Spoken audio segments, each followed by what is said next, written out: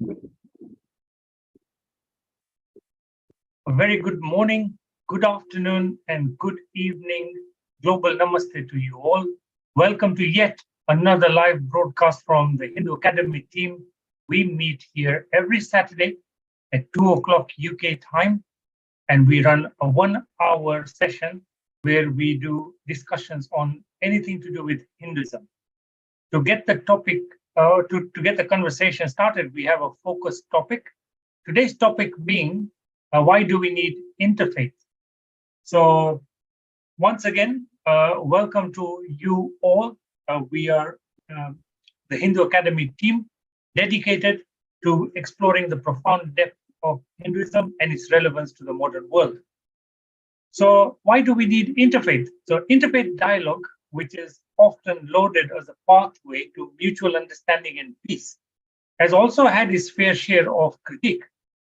So our late founder, Jay Lakhani, had the viewpoint that such interfaith groups were established with some noble aims, but often failed to go beyond the surface level and resulting in exchanges that lacked depth of understanding and any transformative impact. So today I have with me our esteemed panel of experts. We've got Sita Ben, Vijay Bhai, we've got Manish Bhai, and they are here to discuss this interesting topic. So we'll be delving deeper into interfaith dialogues, which despite their limitations, do they hold any potential for promoting harmony and inclusiveness, and how Hinduism's inherent pluralism fits into this conversation. So as you know, this is not a one-way conversation. We do encourage all viewers to share their thoughts, their comments, and their questions onto whatever live stream platform they're watching us. You may be watching us on Facebook, on YouTube, or on Twitter. Please do feel free to share your conversation topics with us. So without any further delay, let's get started with today's focus topic. I'll play a little video, and then we'll come back for a discussion around this topic. Bear with me as I share this video.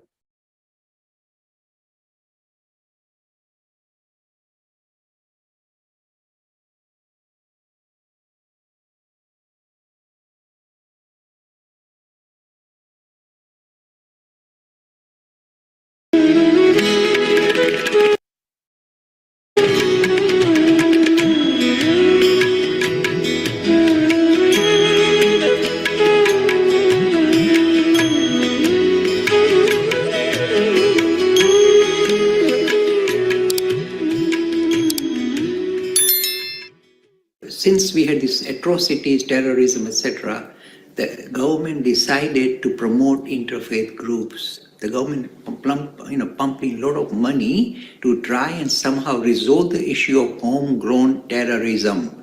This is the foundation of interfaith groups. It's nothing to do with being really truly friendly and truly trying to understand each other's religion. The idea was to simply calm down the kind of more violent lobby in the United Kingdom so we don't have homegrown terrorism. This was the foundation of interfaith work in the United Kingdom. The government promoted it, the local councils promoted it. This was kind of in a way, but when I used to belong to 4 interfaith groups, and I was a main contributor to the London Interfaith Centre for many, many years. Let me tell you my experience. You see, these are purely tokenistic groups, as I said, meant to try and calm down the violent elements so that we don't have homegrown terrorism. Simple as that. And the governments, I suspect, pumped a few million pounds into this. And of course, there are certain lobbies that are very keen to take on the money and say, of course, we are going to make sure that we don't have terrorism in our group. But then you see, this was, kind of money vested, because the people who are going to be terrorists are not going to belong to this group at all. They don't belong to interfaith group at all. So they're completely vested money. So the whole thing was a complete, showmanship. There's nothing. You just get together, have cakes and tea, and pat each other on the back. I like you. In your heart, you're saying this guy is wrong, but let me just play ball with him and make him feel comfortable. Give him a piece of cake and tea and so. This is the only thing they were doing: tea and cakes, nothing else. They can do certain events together, and I participated in many and gave lectures at many. But when I look at the reaction, in fact, the final outcome, it was very poor. None of these interfaith groups were prepared to kind of, in a way, in a way, try and embrace the idea that is central in Hinduism, pluralism, many pathways to be spiritual. If the interfaith groups would have listened, would have embraced this idea, then terrorism would stop automatically. You don't have to kill each other because this is his way, this is my way. Full stop. There's no need to convert, kill, or to try and score points. But this was not allowed to happen, I'm telling you bluntly, because the establishment in this country is highly, strongly Christian-oriented, highly exclusivist in its agenda. I'll give an example. You see, the biggest interfaith group was Interfaith Network in the United Kingdom. And the way they kind of choose the participants is very interesting, because this is done by politicians, it's purely a political ploy. So the politician was asked to kind of decide how to set up the Interfaith Network and give a lot of money, paid a lot of huge salary, was somebody who would then pick and choose the person from another tradition that he feels comfortable with. Somebody like me, he would run away. He knew me extremely well. He heard me speak at many venues. He would run away from me because then I present the idea of pluralism. He doesn't want that. He wants some kind of exclusivist movement within Hinduism to be presented as part of the Hindu contribution to the Interfaith Network. He did this repeatedly. And I kept pushing, but he would not, in a way, allow me to interact. At one part of the particular meeting, I must point this out. It was very interesting. There was a meeting where they said the elderly people from these various different faiths will talk to youngsters from other faiths, just talk and convince them and try and talk about how we relate to each other. And I went with my daughter. She was much younger, by the way. And the two chief executives sat down because they knew my daughter comes from the pluralist tradition. They sat down with Sita, this is really true story, and they quizzed her to no extent. They keep quizzing her, kind of pushing her and trying to tell her to give up pluralism. And they tried every trick. They were really winding my poor daughter up. She was about to cry. They were really nasty people, nasty. So they were trying to push her. And finally, their trick they used is, Sir Sita, suppose you decide one of these days that you don't like Vivekananda and want to join another Hindu group, what will your father say? They expected Sita to say, my father said, no, you can't abandon Vivekananda. That means I become exclusivist too. My daughter was up to the mark. She said, if I tell my father I don't like Vivekananda, I want to move on, he will say, go ahead, my daughter. He will say, go ahead. This is pluralism. And they were really, knocked out.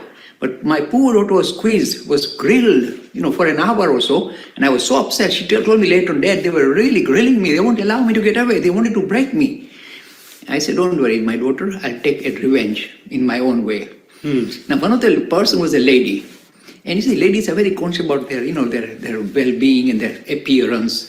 So at the next meeting, a dinner meeting, she was sitting next to me, and I'm up to my mark. I said, I won't mention the name. Are you not well? You seem to have put on so much weight. You tell any woman that they have put on weight, it's like thunderbolt. And this lady was very upset. She started looking, where, what's happened? Oh, I said, are you not well? Why are you looking so fluffy and big?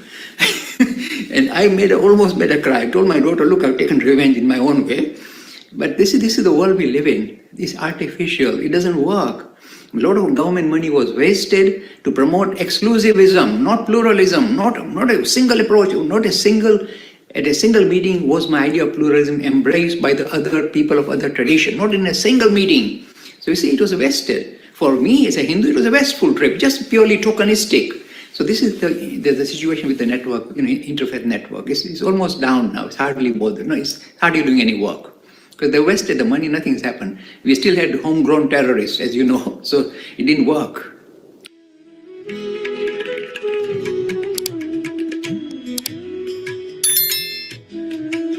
Free e-learning course in Hinduism. To register, please visit www.hindu-academy.com.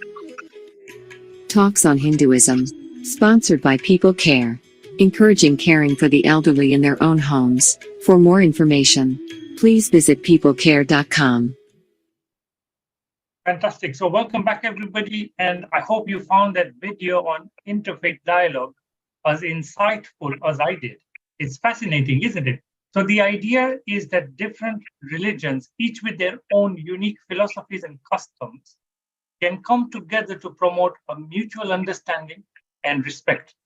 But as our founder Jay Lakhani stated, these interfaith groups were set up primarily with another agenda, and they can often seem superficial.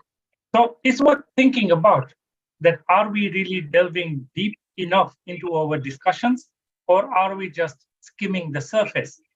And with us today, of course, we've got our fantastic panel of experts here. So welcome to the broadcast, Sita Ben, Vijay Bhai, Manish Bhai, and you will help us explore this topic in depth. So we're eager to discuss the significance, the challenges, the possibilities of interfaith dialogue and what it means in context of Hinduism and the wider world. So let's begin this discussion. And viewers, again, I encourage you to join in by sharing your thoughts, comments, and questions in the comments area of the live stream platform you're watching us on. So to get us started, Sita, let me ask you a quick question. What does the term interfaith mean in the context of Hinduism? Well, interfaith, I mean, we've actually got interfaith within Hinduism already to start with. So it's kind of ingrained in the Hindu way of thinking to have lots of different approaches. We've got, God with form and quality. We can think of God as a quality like love or truth, or we can think of God as a principle like Atman and Brahman. So this pluralism is already within Hinduism. And it's very, very natural for, one member of the family to have this kind of spiritual approach, and then another member of the same family to have a very different spiritual approach. And it doesn't cause conflict. There's no sort of issue or tension within different members of the family. So this idea of extending this pluralism to other religions is also something that comes quite naturally within the Hindu way of thinking. So it's very natural to say, okay, this is your starting point, this is your temperament and your character. So this particular spiritual path is suited to you. And for you, your path is very different because this is your temperament, and everyone is different. We know that. That's very inherent in the whole of humanity. Every individual is different. So they should have the freedom to make the choice for themselves as to which path suits them the best. And we have to understand that actually spirituality is such a broad, enterprise. How can we limit it to just one particular pathway? How can we blinker it? How can we limit this idea of spirituality so much? So it's the most natural thing for a Hindu to think that there are lots of different ways of making spiritual progress. And the life of Sri Ramakrishna is the clearest example of pluralism, because it's not just empty waffle and chatter and drinking tea and having cakes together and pretending that you're all friends. It's much, much deeper than that, because at an experiential level, he was able to discover spirituality, the same spiritual underpinning, to a variety of different paths, not just within Hinduism, but he extended it out to other world religions as well. So I think that's an incredible experience that we have. And it's something that the world really needs to know about, that this is the way forward in the world. But actually, it's not just woolly, fluffy political agendas to make sure everyone behaves well. There is something much deeper to it at an experiential level. It's the same spirit that everyone is trying to touch base with. Vijay Bhai? I think, Sita, you have covered it very comprehensively. But just to add, the idea has always been that, of course, the tradition I have and tradition somebody else has will be quite different. And unless I'm Ramakrishna, which I'm not, I would not know how to step in somebody else's shoes and see it from their eyes, right? So the idea is that if you go to interfaith dialogue, it'll actually help you to see something from somebody else's eyes in a kind of, way so you understand them better. But quite often, the idea has always been that the idea has been that somehow that helps society become better society, more understanding society. But it requires people to be open to the idea that it's okay if people have different views and they're equally right. I had an issue once when I went to an interfaith dialogue, and actually Jay Bhai sent me, and I had to give a little, recite some Sanskrit verses and explain the idea of Hinduism. And there was one of these, the interfaith person from another religion, I won't mention it, but he was insisting that you should not use the word acceptance when you give the speech. You should say tolerate. I said, I won't do that, right? He goes, no, but it's not right to accept something that you don't believe in. How can you accept something? You can only tolerate something because it's not your belief, right? So you shouldn't say accept. Accept is basically saying you're being hypocritical by saying accept because you're a Hindu. How can you say you accept somebody else? Because that would mean that you're saying that you don't believe in your own pathway. I said, no, actually, I think it's okay for him to be, I accept that as well. And he wouldn't accept it. He goes, no, you're lying, basically. That's what he told me. You have to have whatever belief you have, that has to be right for you. You can't accept other beliefs. Then what are you saying? So of course you tolerate other beliefs, but you can't accept them as equally valid. And they have a great difficulty to do that. And I just refused. I said, no, if I give the talk, I'll say accept.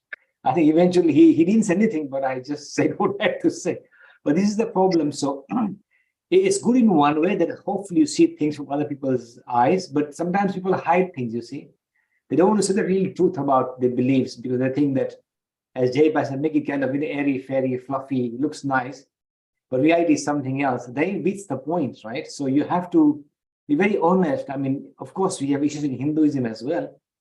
There's some issues we face, like sometimes there's some discrimination, or sometimes within even Hindu community, we know that some religions have a bias towards women, or vice versa. So if you speak openly, then people understand if this is something in different religion, then you put a context to it. If you hide it, so we are all airy fairy, we are really good, we don't have problems. It doesn't work like that. So quite often, unless it's very honest and open, then it's okay. But sometimes you see this, people have their own agendas, and then it becomes a problem. So it depends. Yeah, this is my. Yep. So, I mean, interfaith dialogue, the word there is dialogue. Dialogue does not always mean agreement with everything that people say. There is room for disagreement. There's room for argument. There's room for making your point across.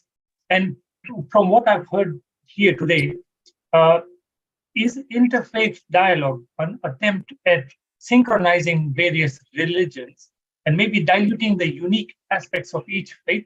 Because the only way people will come together is if they agree on some points. And if every one of the mainstream religions has a different approach to things, I don't see that agreement coming aboard. Vijay, what do you say? So I think one thing I would say which is good for interfaith dialogue is the fact that quite often you see some practices, some dress code, some dietary habits which you don't understand because, of course, you don't see it from that faith. You don't practice that faith. So you can understand why, they're like Jewish on Saturdays or Fridays, they take their walk and they don't do. You wouldn't know unless you talk to them and get this idea.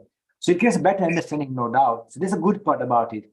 But if you say that, look, yeah, it's all good, I accept that, but my way is better. Your part is, it's okay, but it's not really right. Yeah, then it beats the purpose. You have to say that it's okay for them.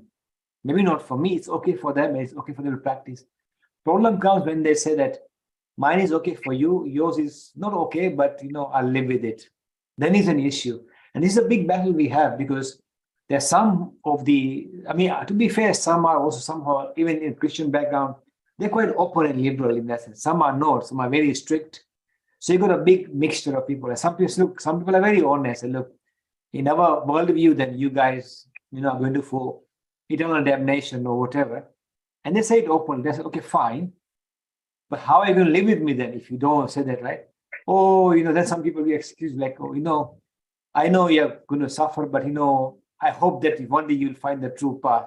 So living in this kind of hope that someday I'll change for them. That's not really, interfaith in my view. So I think it's a big mix of people who turn up. Some see things as good to live with, other people differently. Some see, yeah, well, I hope they change. So it's a bit of sometimes you wonder, is it really achieving things? But I think for Hindus, we are quite comfortable. But one thing to mention actually, with Jaibai, when I used to go with some interfaith, or he sent me, even the atheists, the British Humanist Society, they got fed up as well. And they walked out. They said, we can't work religions who say that as atheists, you're all going to be damned. We can't work with people like that. If you just come with the mentality that this guy's going to burn in hellfire, then what's the point of talking here? So there has to be some sort of a reasonable understanding. So this is the issues we have. So it's kind of a mixed bag. Sita? Yeah, I completely agree with that. And when you sort of look at the surface level of all religions, they will look incredibly different. And it makes you think, what is the common ground? It feels like there is no common ground. Like your belief on this is so different to mine. Your practices, your festivals, your everything is just so incredibly different.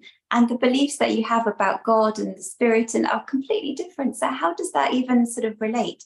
And I think really what we have to find is that if we kind of keep to our particular path, we don't keep wavering in our path, we just focus on our path, but give people the room to practice their own religions as well. As you continue to make progress on your own spiritual path, you start to feel greater affinity with those of other faiths. And it's not based on rationalizing and debating and that kind of thing. It's just that natural affinity grows within yourself, within your own heart.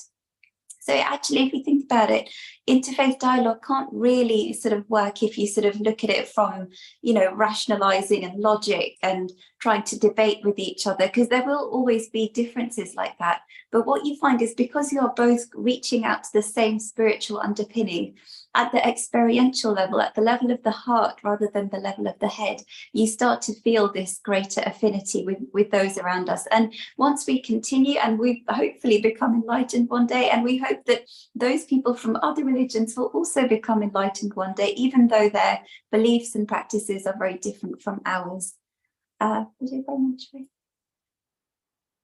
Super. So, Manish Bhai, let me come to you for the next question. So, in today's day and age, a lot of modern youngsters, they don't align with the way religion was practiced, maybe even just 50 to 100 years ago. This cuts across every major religion, I would say, almost, right? So why is it important in today's day and time for these religions to understand each other? Very good question, Nisit Bhai. And, as we see, when the religions came about thousands of years back, they were, most people were living in their own territory in a way, and the religions were all in different areas. So only Indic religions, they have lived with each other in a way. But most of the religions, they grew and developed in a kind of areas where there were not many other interaction with other religion. But what's happened in the world now is, the whole world become one village in a way. So everyone's coming together, and there's this exchange of ideas, and questioning has come in from scientific background and atheistic backgrounds. And it's a big, question to all the youngsters that come across all these ideas. And some of them seem very weird. I think if somebody come into a Hindu temple who is not from a Hindu, and they look at all these images and people bowing down, and they say, what the hell is going on here? It's very confusing. And when they study the science and stuff, and they question these beliefs, many times they don't get the proper answers. So in this day and age, it's very important that religion present a cohesive answer, because which one of the religion is right and which one is wrong? Maybe they are all wrong if we are not coming to a common ground point.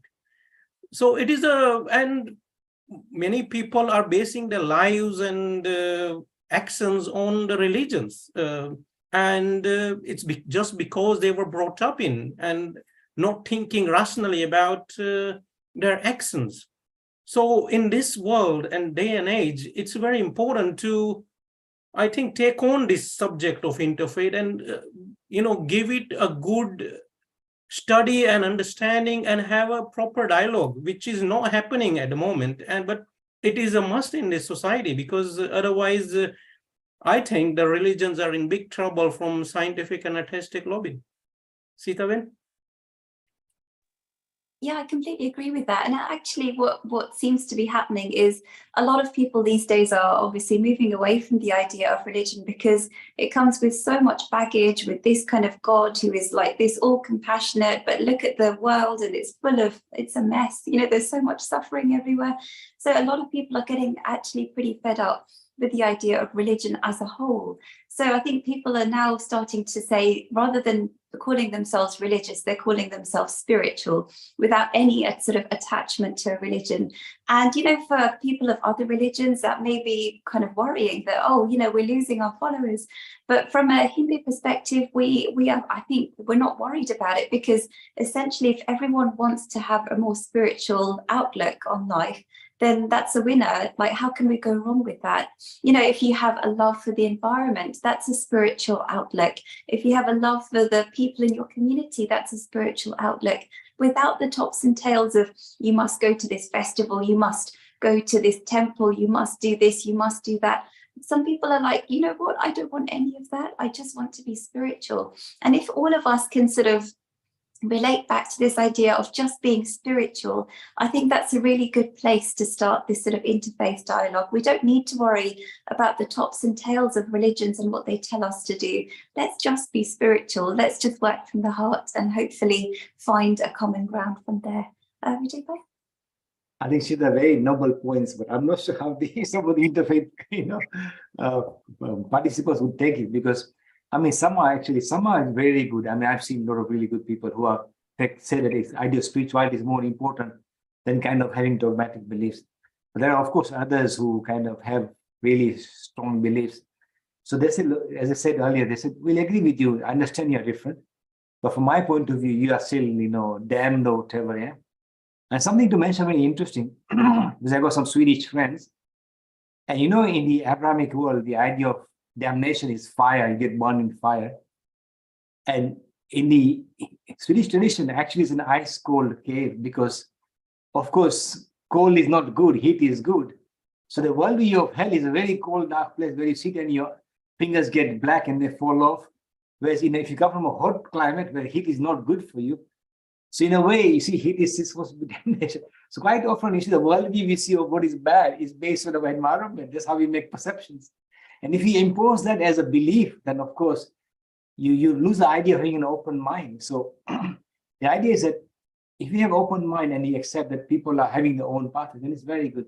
But I think eventually it will change, because I know that, for example, the Catholic Church have now opened up a committee to actually officially accept evolution.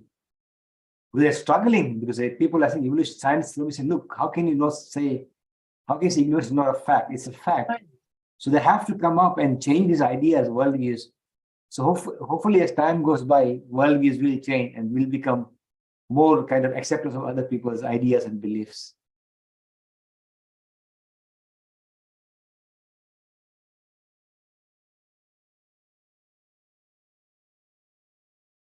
Sorry. You would have thought after so many years of doing Zoom, I would learn how to unmute myself. But it happens to the best of us. So, okay, look, I can see there are some common challenges to interfaith dialogue. One being different points of views. Two, leading to no interest in digging deeper because of these opposing points of views at times. So it becomes a bit superficial. You just meet, laugh, and then be merry and go on your way, your tick box exercise kind of a thing. But what are the other common challenges? Are there any good sort of orators, people who can argue points of views in a positive way? Not that we're not with the aim of putting down any particular mainstream religion in favor of another. We're not trying to say, hey, we are creating a hierarchy that this religion is better than this, because now we've had this interfaith dialogue and we've sussed out now your faith works this way compared to my faith, and so my faith is better than yours or more modern and progressive than yours. That's not the whole point.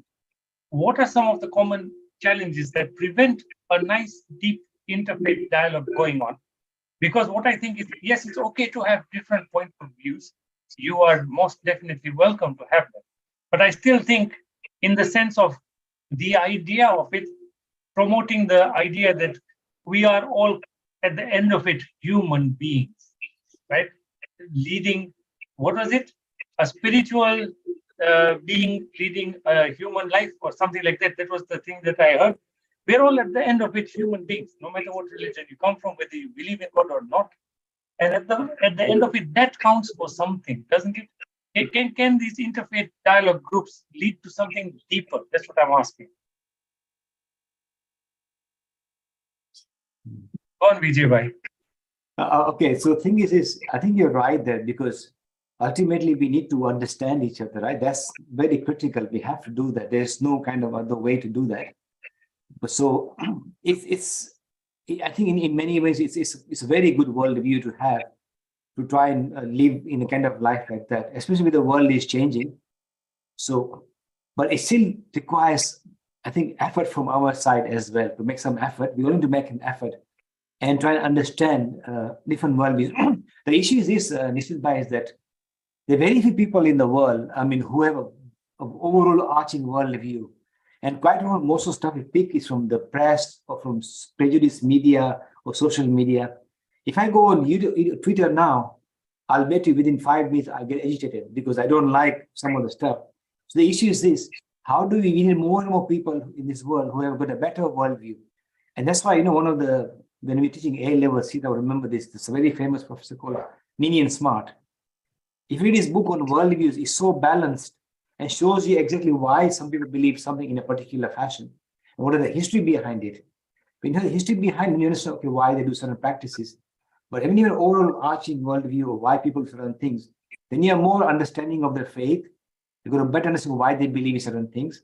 And then you come to more better agreement because you understand the background of people's particular, ideas and cultures or whatever. As Manish, sometimes it looks very weird when you go to a temple. If you explain the background behind it, it's nature-based, historical, then people have much more understanding. But we need to have more people out there who have more understanding, who have more better views of, world religions, who speak more and more, not just having the biased media, people who have only got one very negative view of some other faith, only one positive of one faith. Then we don't get far. So we need to create a kind of atmosphere. Nasita? Yeah, I completely agree with that. I think also another thing which sort of maybe different world religions need to evolve and accept is that we can't have an exclusivist agenda with a lot of world religions because a lot of them kind of seem to have that kind of a bent that it's my way or the highway basically, and it's only my way that's right.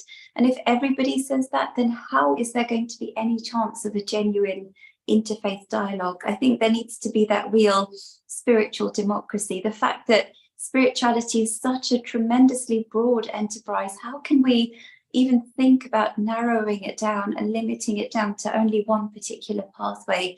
So I think that's a real challenge. It's something that, for generations and centuries and millennia, it's sort of been ingrained in various world religions. And I think the only way that we can move forward is for these religions to evolve in a way and say, come on, like that was, a million years, 1,000 years ago, whatever. Times have changed. We're living in a much more, as Manish Bhai was saying, much more integrated world where all religions and no religions are all interacting with each other. How can this exclusivist agenda promote interfaith dialogue? That's the real issue. And this thought pattern needs to change because our thought patterns have to continue changing as humanity evolves. Like, look how much the rights for women and racial equality, look how much that has changed. Why don't religions also change and say, look, we must be more open and accepting because this is the nature of the world and we have to evolve and move on. Manish Bhai, So maybe Manish Bhai, I can ask you the next question, which is that people follow others who are in a leadership position, whether it's in politics, sport, work, and the same holds true in religion.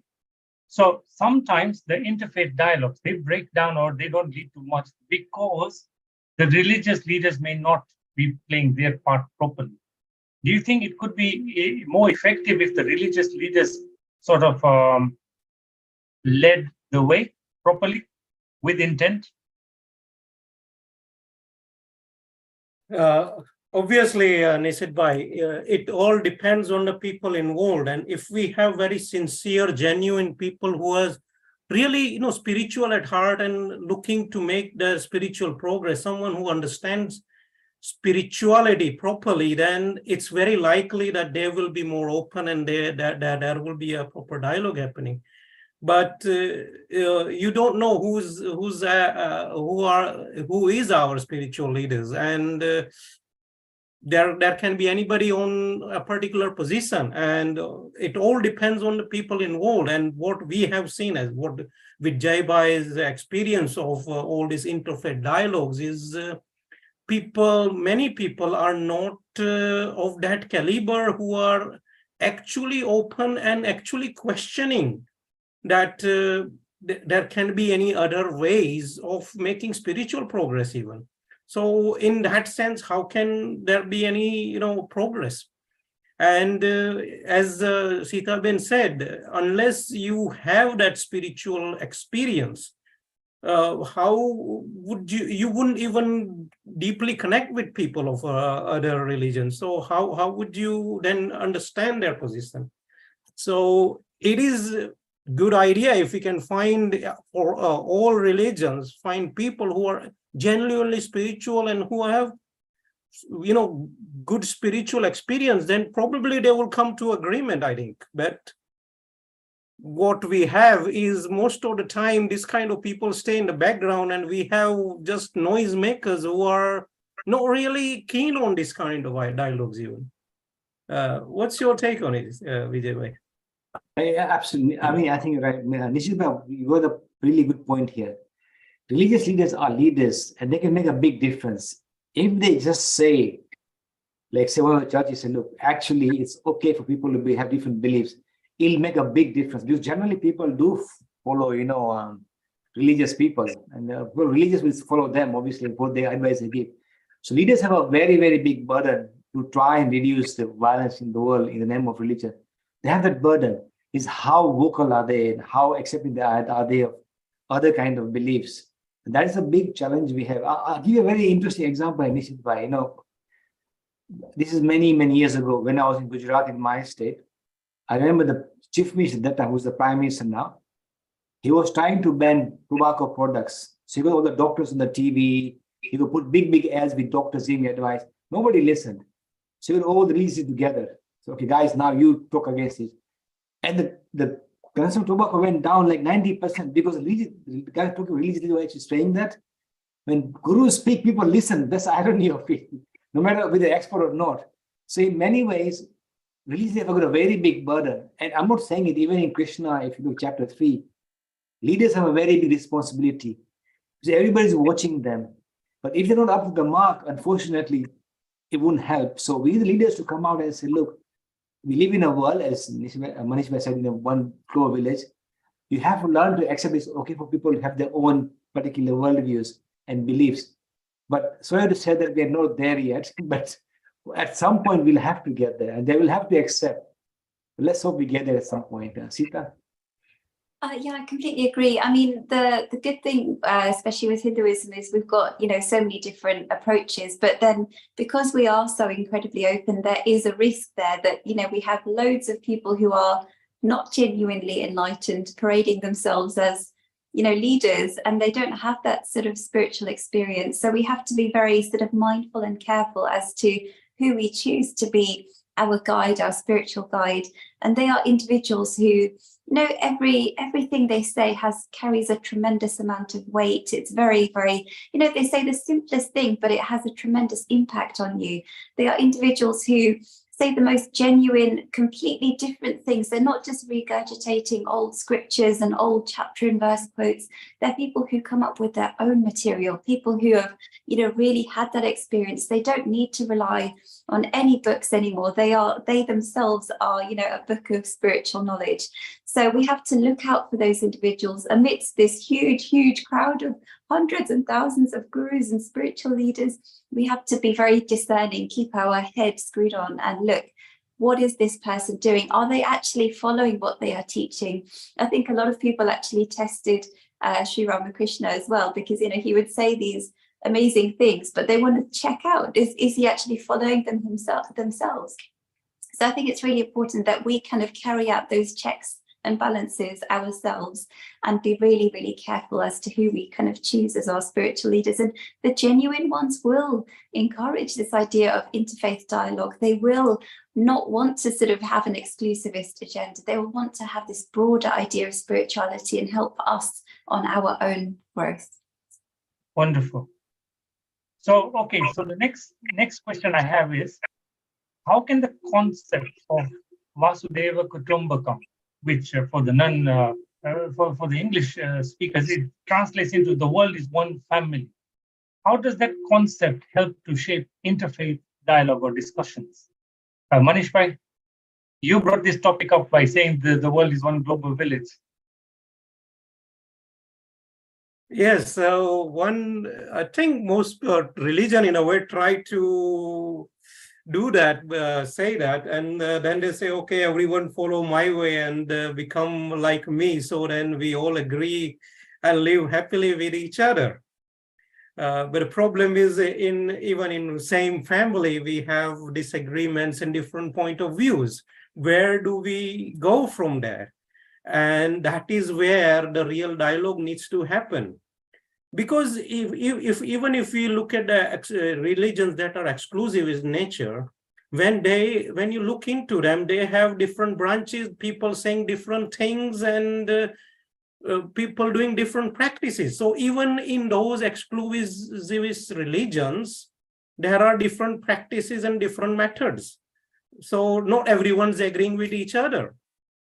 And if even those religions, they introspect and look what's happening even in their own tradition in a kind of more open manner, they would be able to see what's going on. So one world is one big family, yes, and does not mean that we all need to agree. There will be different viewpoints, and we have to accept and hopefully make progress that way. Sitaben, what's your thought on that? Yeah, I completely agree. I mean, that's the nature of humanity. That's the nature of every family. Every individual is different. And rather than sort of sitting around and wasting our time fighting with each other, why don't we just sort of get on with it, focus on our spiritual growth, and let others be, let them follow their own path. That's a real democracy. We have political democracy. Why don't we have spiritual democracy? It's really, really important that we respect and give space to other people to practice their own religion and their own spirituality. Just let them be, and you carry on, and you let yourself be, and then eventually you will find that you find this great natural affinity with each other, rather than sitting around debating and fighting with each other. Just focus on your path and let others focus on their path. It should hopefully be as simple as that, but I think it's a very difficult place for everyone to get to. I think it's very to see that. But as Manish mentioned, if a world is big family means follow the man of the family and not your own part. That is really a family in that sense.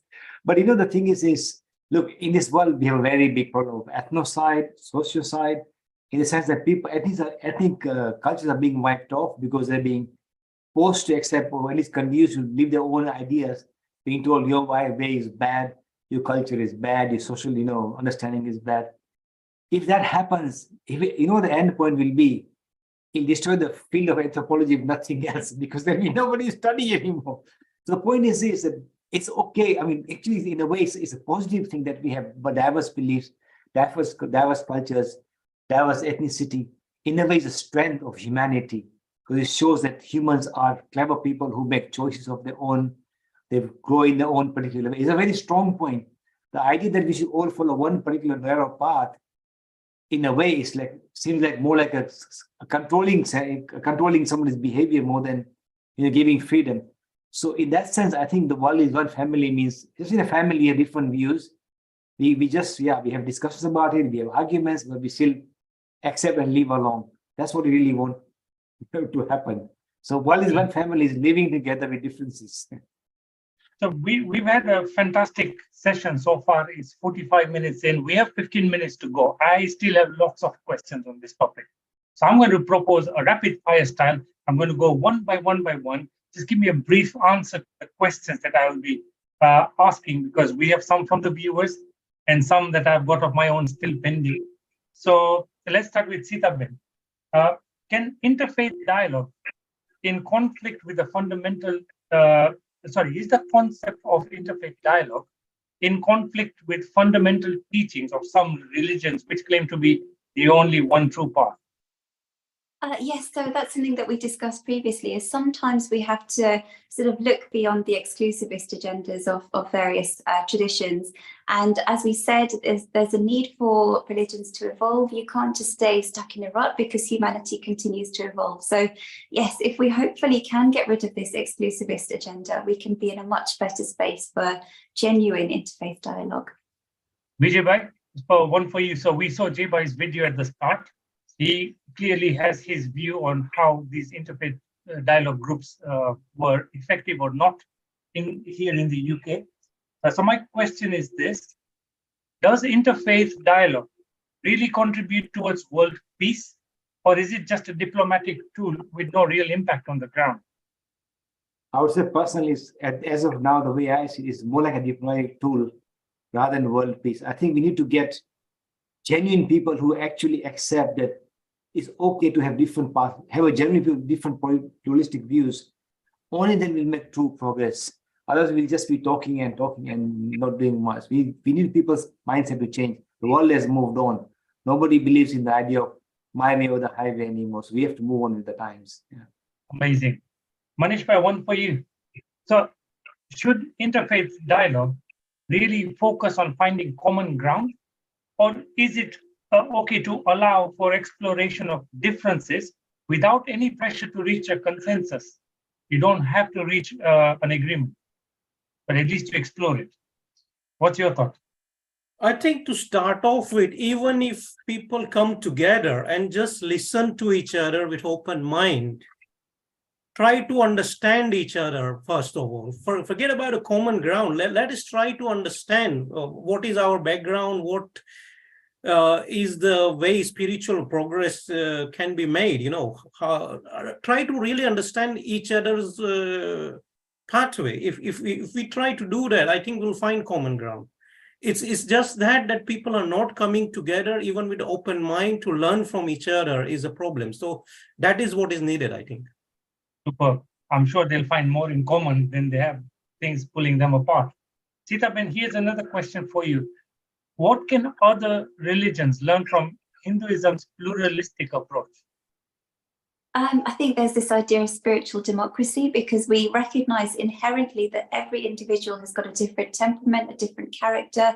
So let every individual find their own pathway, because if we try and shovel everybody into the same pathway, it's very, very unhelpful and unproductive, because it's not going to be suited to that particular person. So we have to give that openness and that space, and also that sense of dignity, that let this person make their own choice as to which religion is best for them. Fantastic. So Vijay Bhai, can interfaith dialogue help address some of the common misconceptions about Hinduism in the world of today? So I'm talking about things like the caste system, etc. Some of the older practices which may put Hinduism into a not so favorable light. No, Do you think when people talk about it, they will then understand the reason behind things and how we moved on? Yeah, absolutely. And but that's very true. It gives a very people a good view of why things are as they are. And I've done that many times, because quite often people have told me that Hinduism is a caste system. And I said, then I have to explain to them, look, by the way, because they don't see, sometimes you don't see your own negative background. When you focus on other people's negativity, you forget your own. And all I had to say was, once I had this issue, I said that, look, I think it was Carl Gustav Jung. He even said that actually in the West, in Europe at that time, they had 4 classes as well. They're the nobles, the knights, the merchants, and the serfs. And they go, oh yeah, I didn't think of that.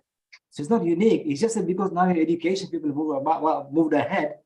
Education is the biggest equalizer in that sense. And I said, look, as time goes by, India is changing, it's going to disappear. People get educated, people understand better. So the idea is, if you get a chance to explain, then of course it eases people's kind of concerns, and also makes them understand why things are as they are. So in that sense, it's very true that interfaith has helped in that sense to explain people. Because quite often, I've been told as well, Hindus are idol worshippers, which is partly true, but it's not true in the sense that, obviously in the sense, if you look at just physically, it looks like that, but actually there's a deeper meaning behind. And by the way, there are millions of Hindus who actually believe in that other tradition. And when you actually go, I didn't even know that, because they don't even see that angle. They're so fixated on the way they've been told by their own leaders or somebody else. When you open to them idea of the broadness of Hinduism, then they go, okay, now I understand. So in that sense, of course, interface can be useful to clear some misconceptions. Fabulous. Okay. So, Sitaben, one for you again. How can young Hindus engage in interfaith dialogue effectively, and why is their participation important? Yes, so I think it's really important to get an understanding of their own tradition, but also be open and accepting of other people's points of view as well. I mean, they learn that anyway as part of their school, like they learn how to debate with each other, they learn how to look at things from different points of view. So I think it's really important to extend that to the idea of religion and spirituality as well. Try and breed this culture of being open and inclusive rather than having a blinkered view about spirituality. Fabulous. So we're coming up towards the end of the session. I'll just open up the sort of discussion for the three of you to share any final thoughts you have on this before I conclude with a summary and a conclusion. Sitaben, again, back to you. Any final thoughts on this? Yes, I think it's so important to sort of look beyond the superficials of religions, you know, like all the sort of rituals and, you know, this and this particular practice and all of that, and look underneath, because they are all pointing in the same direction. We are all different points on the circumference of the same circle. We are all pointing towards the same center. So rather than fighting about it, let's just all try and get to the center, and hopefully the world will be a better place. Vijay, bye. Oh, you're on mute. Yeah, I think a lot of comments I can see also in the chat, Rishiba. It's very true that quite often the urge required by a lot of leaders to control the people tends to make sure they don't open their mind out. So I think we have to fight the idea that people have a choice, and people should understand other people's choice too. That's something I think we should ingrain in every human being. That it's okay to be different, have own pathway, beliefs, and don't be scared to do that. Yeah, that's what I can add to that. Manishbhai? I think the education system is the best place to start the interfaith dialogue in a way. So if the education system takes up the idea of teaching 3-4 different kind of religions, one Indic religion, one Western, and take up this idea and really develop it, it can be a great place for this understanding of interfaith issues and how different people approach spirituality differently. And I think that the school is the ideal environment because people are more keen to and open-minded to learn something new there. So in my opinion, what Jaibai was trying to do is plug in this idea of spirituality in school. That is a very important factor. And I think that is the place where we can make progress. Once the people have reached over a certain age, I think their mind is kind of made up and very hard to change that. Fabulous. So today's topic has been very lively, very interesting, very entertaining, very educative and informative. I mean, we dive deep into the topic of why do we need interfaith? And we explored a multitude of perspectives. So we questioned whether interfaith dialogue is merely a superficial gesture or can lead to something more meaningful.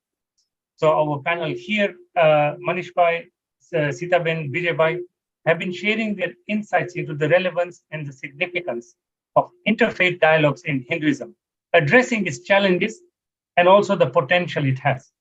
We explored the role of Hinduism in fostering interfaith dialogue and its potential impact on the wider global community.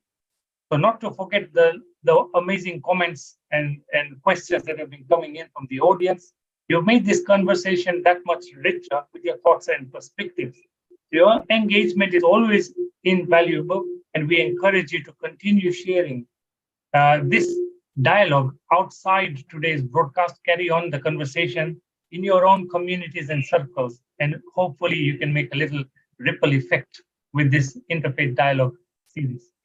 So this is not the end, it is just the beginning of our understanding of the necessity and I would say significance of interfaith dialogue. So let's continue to ask these questions, explore these themes in our day-to-day lives.